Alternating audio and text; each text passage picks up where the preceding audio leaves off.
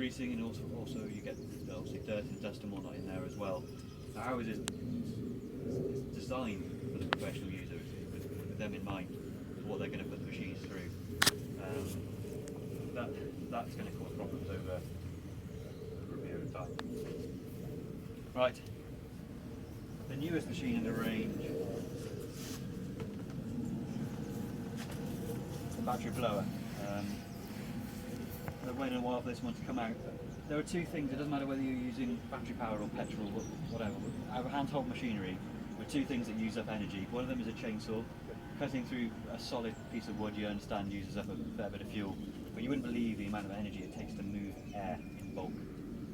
So there's no beating around the bush. This machine on a 4.2 amp hour battery, if you just hold the trigger down, will run for 13 minutes. 13 minutes. There's no getting around that. That's what will be in literature, because that is free run time, which is what we quote on battery machinery.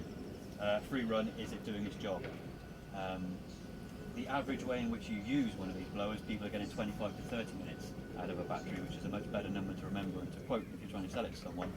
But in literature, we will have to put 13 minutes because that's how it's done across the industry, really, with battery equipment. But on that note, there will also be a backpack battery only version, so you won't have the option to put this in here.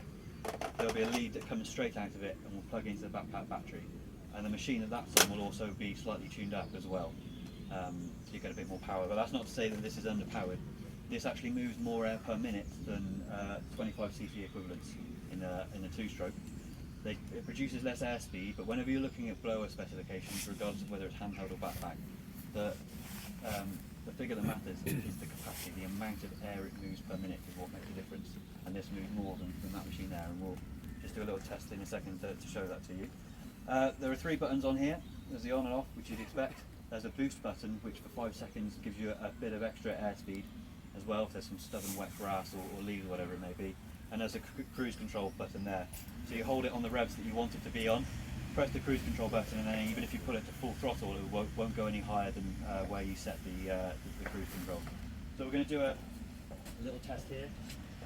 Anyone that came last year will remember Gary's mobile toilet?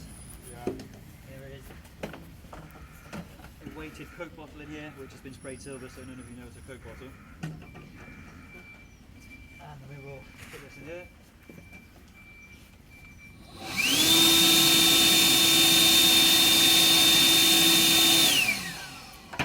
If I were to boost it, that would come out of the top. Now we've got the 125B, which I'm sure you're all familiar with.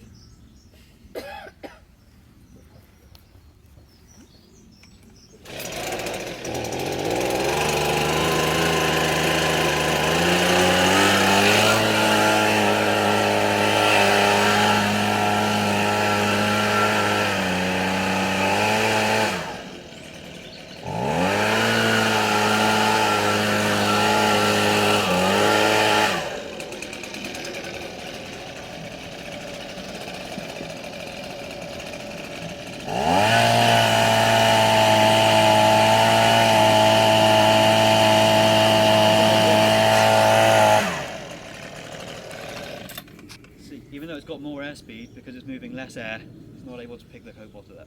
Yeah. If any of you want to try that afterwards, as I said, you're more than welcome to give that